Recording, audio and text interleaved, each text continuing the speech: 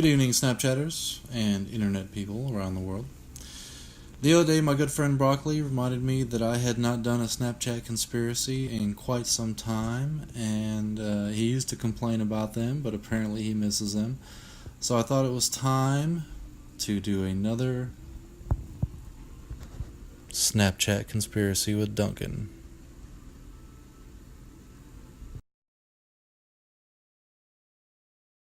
So tonight I want to talk about identity. And the reason I want to talk about this is over the past several months, while I haven't done one of these Snapchat conspiracies, I've had several conversations and made several observations about people who are struggling with the idea of identity.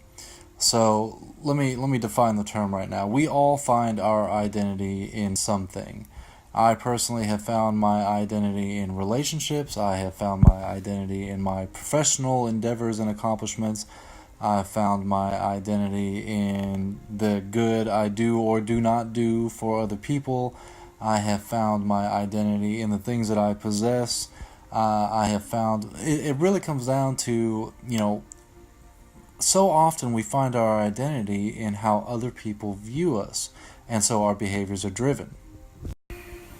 And I think it's really based in a very basic psychological need that we all want to be accepted, we all want to be valued, and we are also scared shitless that if people knew who we really are, what we really struggle with, how we really live, how selfish we can be, the list goes on and on. If people really knew what was really going on in here and in here, they wouldn't accept us.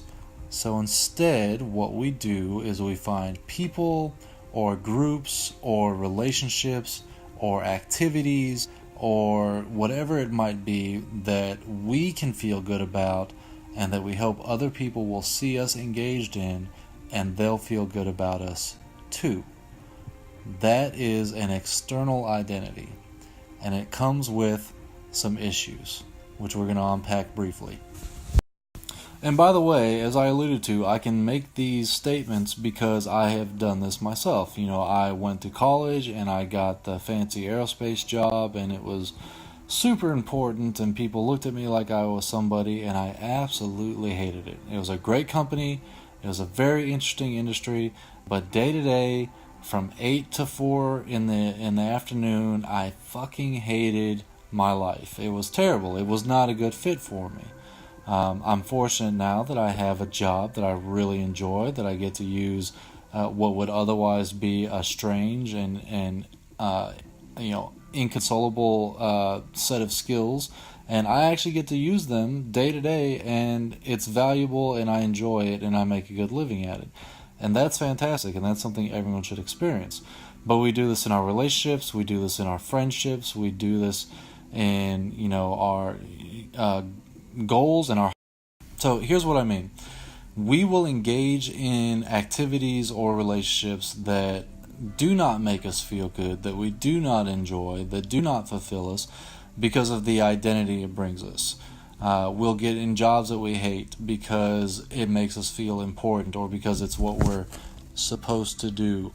We'll get in relationships with people who do not value us or treat us well because they have the right pedigree or because being with them gives us a certain status. We will pursue hobbies that we're really not passionate about, that cost us money and time and don't bring much enjoyment, but it's what people do, and we want to be accepted by people. I know so many people who are struggling with this. I know a girl who is sleeping with guys twice her age because at the end of the day she just wants to be loved and accepted.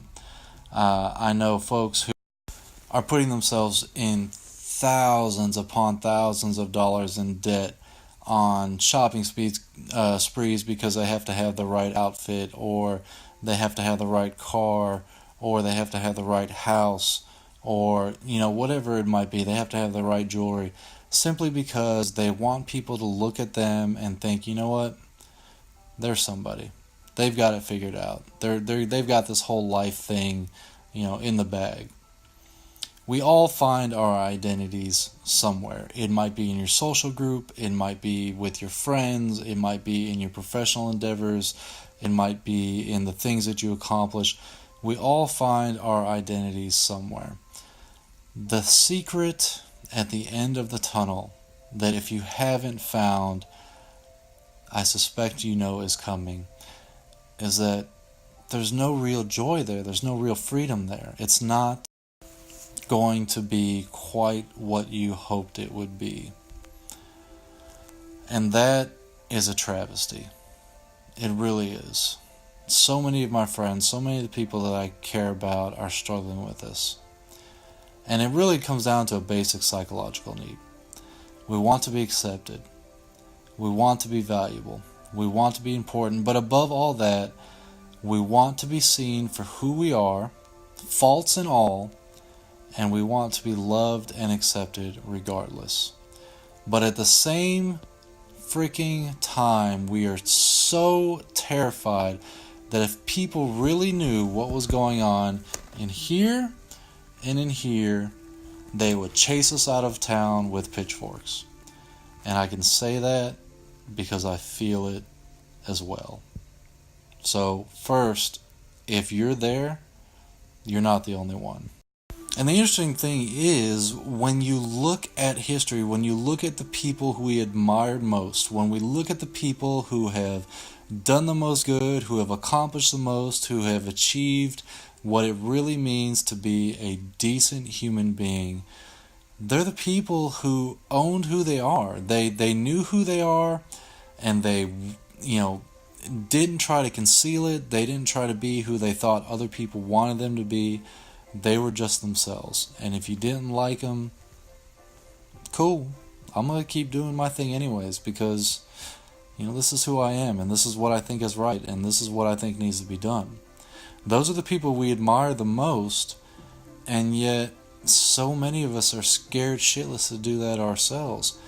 But it doesn't have to be that way at all. And so I really feel like that's the secret to life, is really just spending the time to know who you are and what you want and what you have to offer. And if some people don't like that, well, that's just part of life, and that's okay. It's still worthwhile to figure these things out. If the job you got out of college is a terrible fit like mine was, then get out of that and find something that will be a good fit like I did. If the relationship you're in is abusive, or it's not fulfilling, or the other person isn't willing to clean their side of the street, then get out of it. Don't be miserable your whole life. If the activities that you are engaging in are damaging, if it's not bringing you joy, if you're doing it because you're driven by something that you don't understand, then you've got to take the time to understand it. Because life is far too short to waste it on shit that sucks. I follow Stoic philosophy because I find it valuable, and I find it interesting, and I find it amusing. And it's all about getting down to brass tacks. It's all about understanding what's really important in life and letting everything else go to the wolves.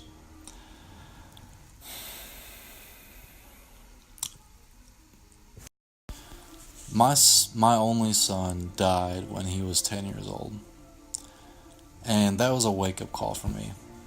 I realized just how short life is, and I realized that I was not going to waste it on mediocrity.